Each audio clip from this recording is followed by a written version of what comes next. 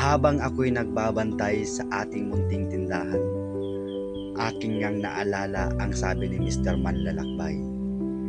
Pilitin mong umangat hanggang sa makilala ka na ng lahat. Sa panahon kasi ngayon na ikaw pa ay mahirap, bihira na lang ang mga musta ng tapat. Sabi nga nila, kung gusto mong makilala ang tunay sa paligid mo, magnegosyo ka. O kaya naman gawin mo ang hilig mo. Trust me, makikita mo kung sino sila.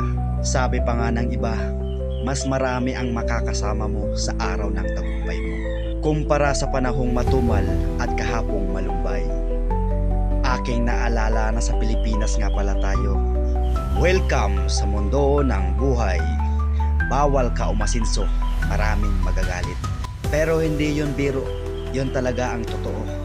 Kapag ikaw ay umasinso, tsak, maraming magagalit. At sa panahong ikaw ay nagsisimula pa lamang, hindi lahat susuportahan ka, hindi lahat papalakpakan ka, at hindi lahat makikisimpatya, at hindi rin lahat may believe sa iyong kakayahan.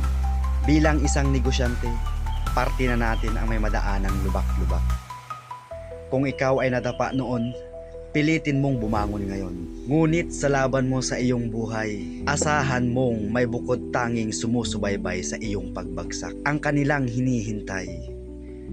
Kaya ikaw, kung ikaw ay negosyante, lagi mong galingan sa hamon ng buhay. Huwag kang magpaapekto kung ano ang sinasabi ng iba. Tanging sarili mo lamang ang kakampi mo, hindi ang iba.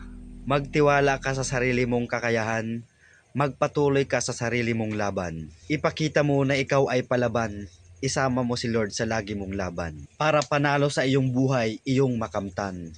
At lagi mong tatandaan ang sabi sa Biblia, Psalms 118 verse 6, The Lord is on my side, I will not fear. What can man do unto me? Ang Panginoon ay kakampi ko, hindi ako matatakot. Anong magagawa ng tao sa akin?